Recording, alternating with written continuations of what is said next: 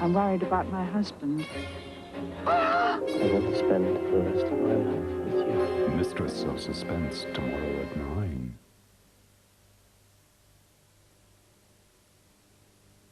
Hello there.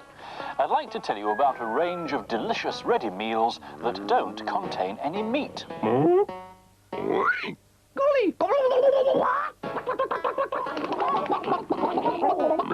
What they do contain is a healthy, new, wholesome food called Quorn. There's nothing weird or artificial in it. Quorn is vegetable in origin, grown from a tiny relative of the mushroom. It's low in fat and a valuable source of fibre. Yet Quorn could be the most mouth-watering alternative to meat you'll ever taste. Yippee! Here we go! Wanna do a lambada? Yee-hoo! You'll find lots of new ready meals in the supermarkets It's a hootie! with this label on them. So do give Quorn a try. It makes not eating meat a treat.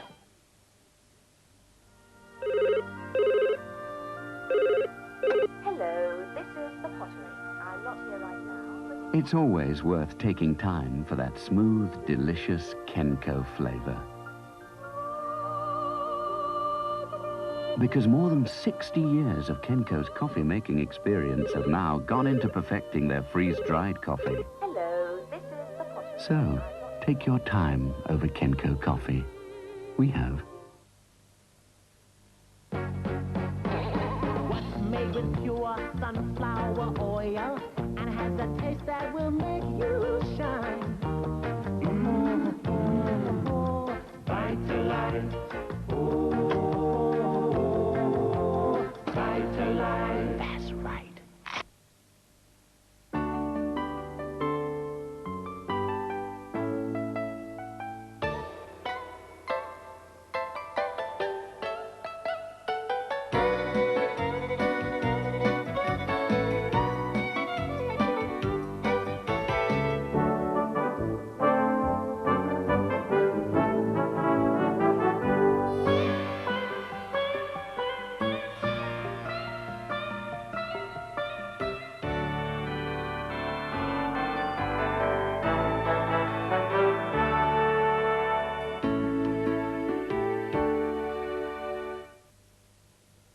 In June 1944, the Allies landed in Normandy, yet it took another 8 months and many thousands of lives lost to achieve final victory.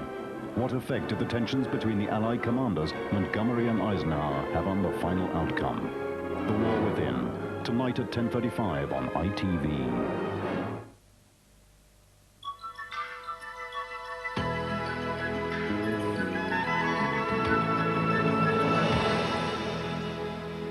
You're watching Thames Television. Now it's time for the day's national and international news from ITN with Alistair Burnett and Julia Somerville.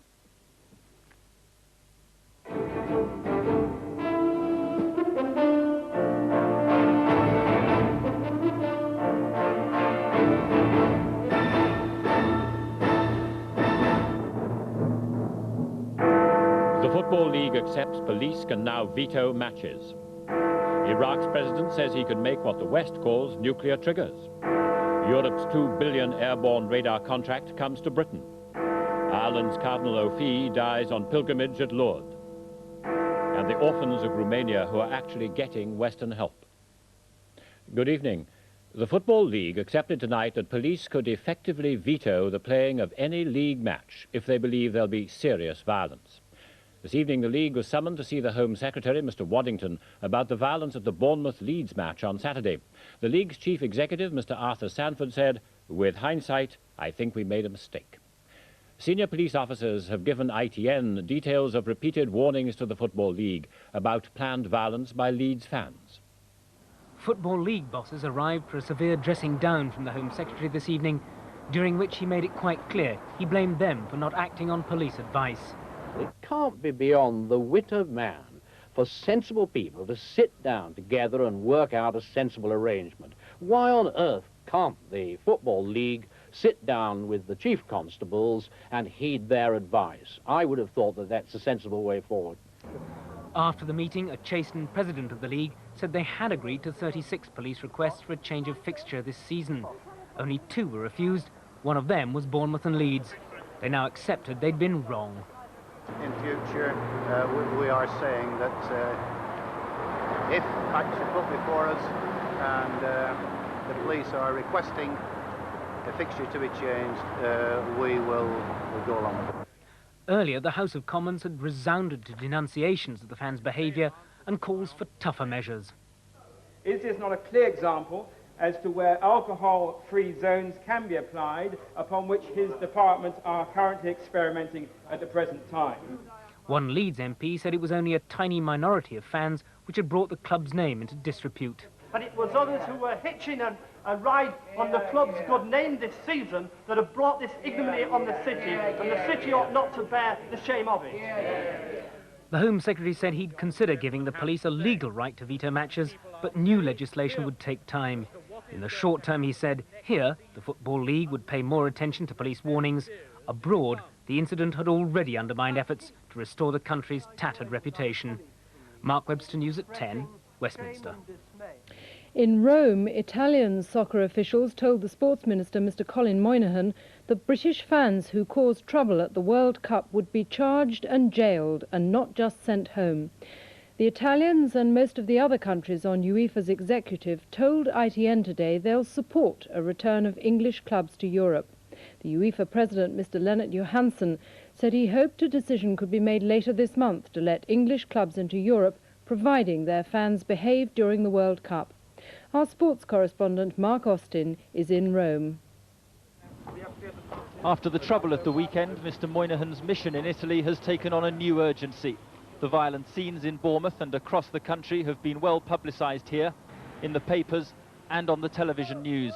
The new president of UEFA, Lennart Johansson, had said that at a meeting later this month, the ban on English clubs in Europe would almost certainly be extended to next season. But this morning in Rome, at a hurriedly arranged meeting, Mr. Moynihan held talks with the Italian vice president of UEFA, Antonio Mataresi. He found strong support for a delay in any decision until after the World Cup.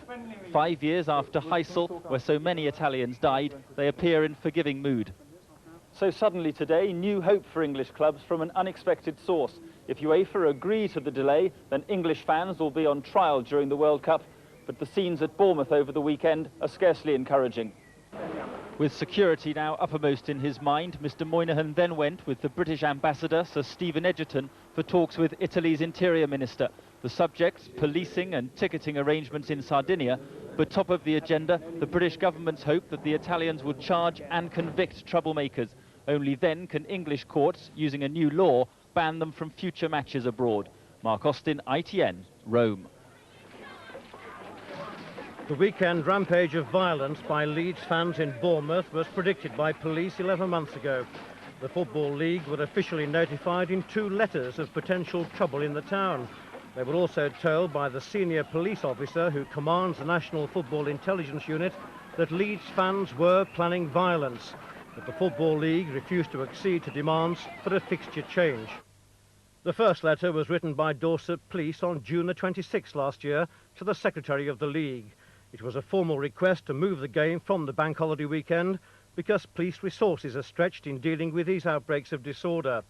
And this first letter concluded, I wouldn't make this request if I did not think it necessary for the benefit of local residents and holidaymakers. In London, at the headquarters of the National Football Intelligence Unit, information was coming in now indicating that this particular game had all the potential for a riot by visiting fans. On April the 19th, more than 2 weeks before the game, the unit's commander, Superintendent Adrian Appleby, telephoned the Football League to again warn them of impending violence. This was the warning the Home Secretary said today was brushed aside. 4 days later, the Chief Constable of Dorset expressed his concern at the League's refusal to move the game. He wrote to the League, I am most disappointed you made this decision in the face of overwhelming evidence that this game is likely to provoke extreme violence and public disorder. The main evidence, he wrote, was that Leeds United anticipated about 2,000 fans travelling without tickets, that West Yorkshire CID had been tipped off that 250 hardcore troublemakers were on their way to Bournemouth, and that Superintendent Appleby had confirmed that violence was expected. The reason for the request, said the Chief Constable, is that there is a strong likelihood that troublesome fans will arrive on the Friday night and remain in the Bournemouth area until the following Bank Holiday Monday. And so, with no support from the league, the police prepared their defence of the town. 1 in 5 of the county's force was on duty in the town. 5 other forces had to supply reinforcements. Officers in riot gear and horses were deployed. The pattern of the violence was as predicted. Many women were indecently assaulted. £40,000 worth of damage was caused. 100 people were arrested. 12 officers were seriously injured. Today it was an angry Chief Constable who again wrote to the league. Of those fans who turned up without tickets, he wrote, if they had been successful in breaking the line of police officers and forcing entrance to the club grounds, we would have had another Hillsborough disaster on our hands, a disaster you appear to have disregarded. And he went on, I have to inform you that you must share a great deal of responsibility for this incident, which was entirely predictable. Ironically, Saturday was a great success for the Football Intelligence Unit. Although set up to track World Cup soccer thugs, its intelligence gathering system begins in the English domestic game. The unit was aware 3 weeks ago that T-shirts proclaiming an invasion of Bournemouth had been ordered by Leeds fans, and that hooligan leaders had been in the town carrying out a reconnaissance 2 weeks ago. They also knew that one large gang from Leeds had ordered similar T-shirts for the World Cup. These police surveillance pictures were taken in Bournemouth on Saturday. Magistrates at Chesterfield used new government laws today to ban 8 soccer fans from attending any football matches in England, Wales or abroad for the next 2 years. They were all charged after the Chesterfield-Grimsby Town match on Saturday. Tonight, the club at the centre of the weekend's trouble at Bournemouth, Leeds United, have been playing a friendly match against the Italian team Genoa. Before the game, an appeal was made. And have you reached a decision about my...